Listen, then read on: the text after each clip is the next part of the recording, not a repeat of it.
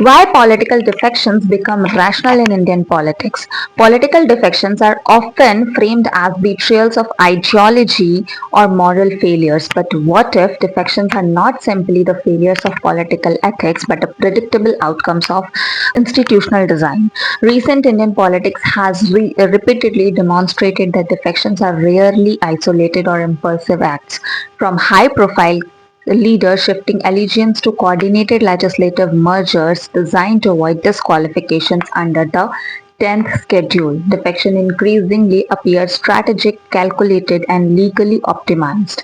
For instance, Maharashtra former Chief Minister Ashok Chavan joined BJP in 2024 after resigning from the Congress, thereby avoiding immediate disqualification under the anti-defection framework. Similarly, several state-level political realignments in recent years have involved coordinated factional shifts that remained legally protected under the merger provisions of the 10th schedule. These developments suggest that central issue is not merely disqualification but broader incentive structure of Indian politics. Access to power, political survival, and future relevance become closely tied to proximity with the ruling establishment. Defections begin to resemble rational political behavior rather than uh, exceptional acts of disloyalty. In a system where political survival often depends on proximity to power, shifting allegiance can become a rational decision rather than an ideological anomaly. The incentive structure behind the defections operate at multiple levels, including individual level, structural level, and party-led structures. First is access to power. Politicians frequently perceive the ruling party as offering greater political security, viability, and long-term relevance. Aligning with a political dominant party may improve access to administrative influence, electoral machinery, political protection, and future opportunities. Ironically, even the anti-defection framework reflects this logic. While individual defections may invite disqualification, coordinated political shifts often remain strategically viable under the merger provisions. The result is not elimination of defections but their reorganization into collective and legally optimized movement. In such a structure, resignation itself becomes a political instrument, allowing leaders to bypass immediate disqualification while recalibrating their proximity to power. At the same time, defections are not always purely opportunistic. Ideological disagreements, leadership conflicts, regional aspiration, and electoral calculations may also contribute to political realignment. Defection also carry risks. Leaders may face reputational damage, public distrust, or legal scrutiny under the anti-defection framework. However, when the perceived rewards outweigh perceived risks, political desertion increasingly resembles strategic risk management rather than ideological transformation. When one party becomes politically, institutionally, and electorally dominant, the cost of remaining in opposition rises significantly. Political decisions are rarely made in isolation. The risks and rewards associated with the defection are shaped by the wider distribution of power within the political system itself. A defection does not merely transfer one MP from one party to another party, but creates structural advantages for the receiving party across multiple fronts. First, defection operates as signals of political durability. They communicate that a particular party is likely to remain influential in the future. This perception can affect donors, political allies, bureaucratic behavior, and future collision calculations. Critics and opposition parties have frequently raised the concerns regarding selective enforcement and asymmetrical scrutiny by the investigative agencies in politically sensitive cases.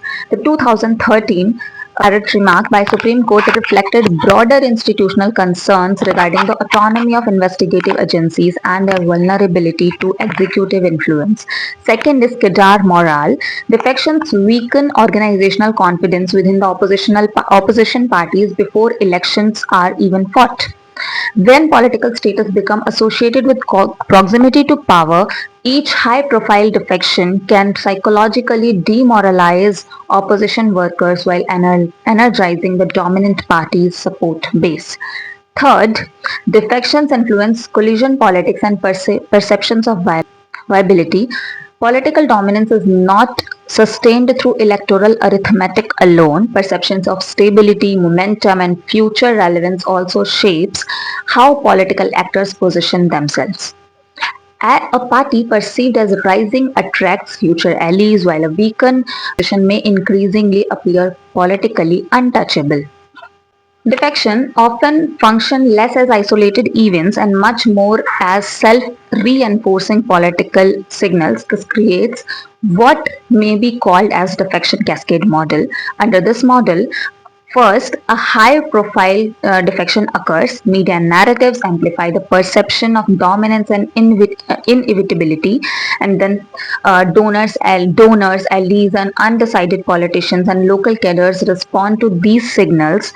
Fourth, organizational confidence shift towards the dominant party, and then finally, the cycle then reinforces itself. One defection is therefore not merely +1 for the ruling party and -1 for the opposition. Simultaneously shift money, morale, messaging, media narratives, and future collision calculations.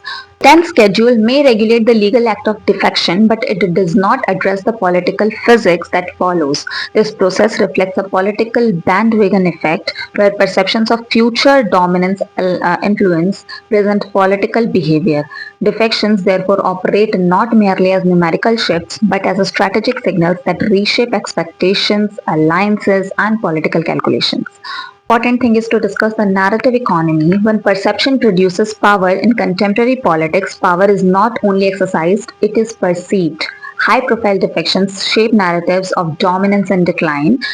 Even when they do not immediately change electoral outcomes, they can reshape the psychological environment in which future elections are fought.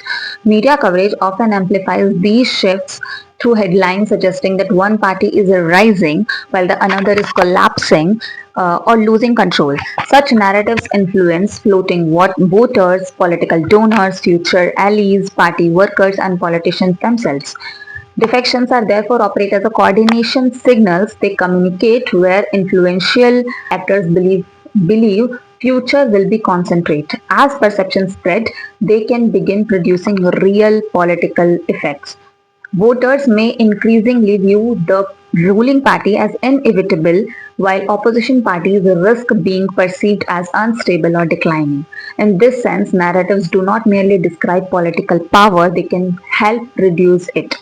Yet, political dominance should not be treated as irreversible. Democratic politics remains fluid, electoral setbacks, leadership changes, public dissatisfaction, and regional political identities can rapidly reshape political momentum. Voters do not always follow elite political calculations, particularly where local organizational structures and ideological loyalties remain strong. Additionally, India's democratic structure still contains multiple institutional and electoral checks that complicate any linear concentration of power. If defections are increasingly coordinated and strategic, legally optimal, the debate extends beyond individual morality toward the institutional incentives that shape political behavior itself.